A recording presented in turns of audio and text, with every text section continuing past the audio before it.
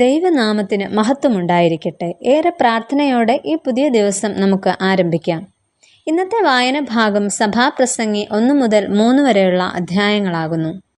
ഇന്നത്തെ ചിന്തയ്ക്കായി ഇരമ്യാ പ്രവാചകന്റെ പുസ്തകം 1-ാം അധ്യായം 1-ാം വാക്യം.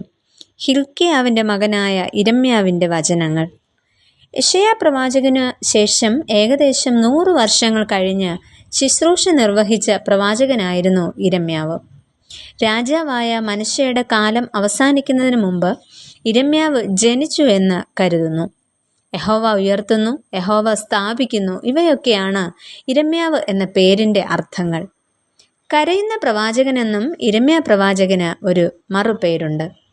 യെരുശലേമിൽ നിന്ന് 5 കിലോമീറ്റർ വടക്കു കിഴക്കായി സ്ഥിതി ചെയ്യുന്ന അനാഥോത്ത് എന്ന ഗ്രാമത്തിൽ ഒരു പുരോഹിത കുടുംബത്തിലാണ് ഇരമ്യാവിൻ്റെ ജനനം. പിതാവ് പുരോഹിതനായിരുന്ന ഹിൽക്കിയാവ് ആയിരുന്നു. ജന്മന പുരോഹിത കുടുംബക്കാരനായിരുന്നു ഇരമ്യാ പ്രവാചകൻ. ബെന്യാമീൻ ഗോത്ര അതിർത്തിയിൽ സ്ഥിതി ചെയ്തിരുന്ന ഒരു ലേവ്യ പട്ടണമായിരുന്നു അനാഥോത്ത്. വളരെ പ്രസിദ്ധിയാർജിച്ച ഒരു പട്ടണവുമായിരുന്നു അനാഥോത്ത്. എന്നാൽ അസീറിയൻ പട്ടാളം യെരുശലേമിനെതിരെ നീങ്ങിയ വഴിക്ക് ഈ പട്ടണം നശിപ്പിക്കപ്പെട്ടതായും യെശയ്യാ പ്രവാചകന്റെ പുസ്തകം 10-ാം അധ്യായത്തിൽ പറയപ്പെടുന്നു. ഈ പ്രഭാതത്തിൽ ഇരമ്യാ പ്രവാചകനെക്കുറിച്ച് നമുക്ക് മനസ്സിലാക്കുവാനായിട്ട് ശ്രമിക്കാം. ഒന്നാമതായി, ചെറുപ്പത്തിൽ ദൈവം സംസാരിച്ച ബാലനായിരുന്നു ഇരമ്യാവ്. ഇരമ്യാ പ്രവചനം 1-ാം അധ്യായം 4 മുതലുള്ള വാക്യങ്ങളിൽ ദൈവം ഇരമ്യാവിനോട് സംസാരിക്കുന്നത് നമുക്ക് കാണുവാനായിട്ട് സാധിക്കും.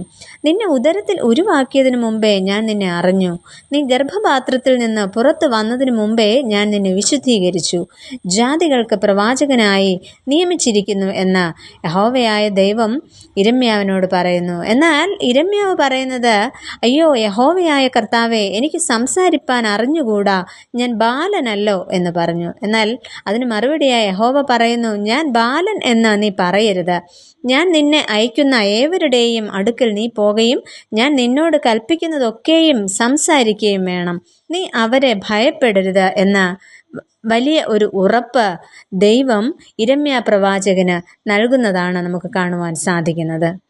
എന്നാൽ തുടർന്ന് നമ്മൾ വായിക്കുമ്പോൾ നമുക്ക് മനസ്സിലാക്കുവാനായിട്ട് സാധിക്കുന്നത്, ബാലനായ ഇരമ്യാവ് ദൈവത്തിൻ്റെ വിളി സ്വീകരിക്കുകയും ദൈവം തന്നെ ഏൽപ്പിച്ച ദൗത്യം ഏറ്റെടുക്കുകയും ചെയ്തു എന്നുള്ളതാണ്. രണ്ടാമതായിട്ട് നമുക്ക് ഇരമ്യാ പ്രവാചകനെ കുറിച്ച് മനസ്സിലാക്കുവാൻ സാധിക്കുന്നത്, കരയുന്ന പ്രവാചകനായിരുന്നു ഇരമ്യാവ്. യഹൂദ ജനത്തിൻ്റെ പാപം നിമിത്തം കരഞ്ഞുകൊണ്ട് അവർക്കു വേണ്ടി മധ്യസ്ഥത ചെയ്യുന്ന ഒരു പ്രവാചകൻ. ജനം പ്രവാചകനെ അവഗണിക്കുകയും ഉപദ്രവിക്കുകയും ചെയ്യുമ്പോഴും കണ്ണുനീരോടെ അവർക്കു വേണ്ടി പ്രാർത്ഥിക്കുന്നു. മാത്രമല്ല, സ്വന്തം നാട്ടുകാർ പ്രവാചകനെ വകവരുത്തുവാൻ ശ്രമിക്കുമ്പോഴും തൻ്റെ ജന്മനാടുമായുള്ള ബന്ധം ഉപേക്ഷിക്കുവാൻ പ്രവാചകൻ തയ്യാറായിരുന്നില്ല. അത് ഇരമ്യാ പ്രവചനം 11-ാം അധ്യായം 21 മുതലുള്ള വാക്യങ്ങളിൽ നമുക്ക് കാണുവാനായിട്ട് സാധിക്കും. ഇത്തരത്തിലെ ക്ലേശകരമായ അനുഭവത്തിൻ്റെ വെളിച്ചത്തിൽ പ്രവാചകനെ കഷ്ടം സഹിക്കുന്ന യേശുക്രിസ്തുവിൻ്റെ മുന്നോടിയായി കണക്കാക്കുന്നു. പ്രവാചകന്റെ അവസാന നാളുകളെക്കുറിച്ച് 2 തരത്തിലാണ് കാണുന്നത്. ഒന്ന്, മിസ്രൈമിൽ വെച്ച് സ്വന്തം ജനങ്ങളാൽ കല്ലെറിഞ്ഞ് കൊല്ലപ്പെട്ടു എന്നും, മിസ്രൈമിൽ നിന്ന് രക്ഷപ്പെട്ട ബാബിലോണിലെത്തിയിട്ട് അവിടെ വെച്ച് മരണമടഞ്ഞു എന്നും കാണുന്നു. ജീവിതം മാതൃകയാക്കിയ വ്യക്തിയായിരുന്നു ഇരമ്യാവ്. മറ്റുള്ളവരിൽ നിന്ന് പീഡനമേൽക്കേണ്ടി വന്നപ്പോഴും അവർക്കു വേണ്ടി പ്രാർത്ഥനയോടെ ദൈവസന്നിധിയിൽ മുട്ടുകൾ മടക്കുന്ന ഇരമ്യാവിനെയാണ് നമുക്ക് കാണുവാനായിട്ട് സാധിക്കുന്നത്.